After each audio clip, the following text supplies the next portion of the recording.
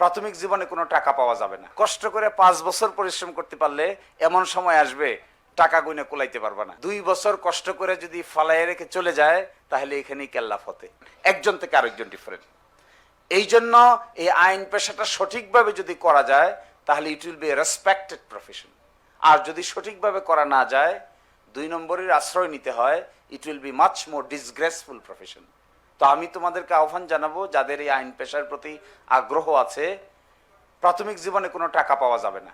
এই প্রাথমিক জীবনে টাকা পাওয়া যাবে না যে তখনই প্রমাণিত হবে এই লোকটা আইনজীবী হতে পারবে কি পারবে না। 2 বছর কষ্ট করে যদি ফালাইয়ে রেখে চলে যায় তাহলে এখানেই কেল্লা ফতে। কষ্ট করে 5 বছর পরিশ্রম করতে পারলে এমন সময় আসবে টাকা গুনে কুলাইতে পারবে না। ওই সময়টা পর্যন্ত যেতে হবে।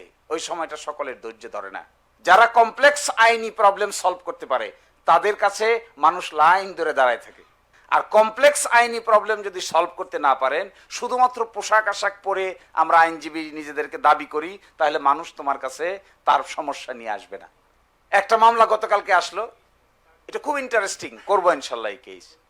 বিদেশে 7 জন বাংলাদেশের মৃত্যুদণ্ড হয়েছে। এই মৃত্যুদণ্ডের আসামিদেরকে বিদেশ থেকে বাংলাদেশে পাঠানো হয়েছে। বাংলাদেশের মৃত্যুর ছেলে তারা আছে। প্রশ্ন উঠেছে, যে দেশের আইনে বিচার হয়েছে মৃত্যুদণ্ড, বাংলাদেশের আইনে তাদের কি বিচার হবে নতুন করে, নাকি ওই মৃত্যুদণ্ড শুধু কার্যকর হবে?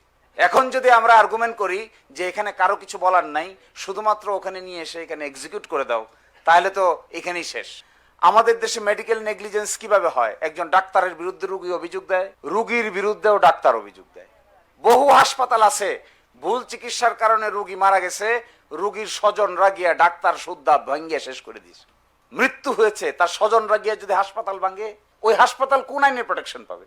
এই যে কমপ্লেক্স ইস্যু, বাংলাদেশে প্রায় 1,20,000 ডক্টর আছে। এই 1,20,000 ডক্টরের জন্য আইন কি প্রযোজ্য হবে?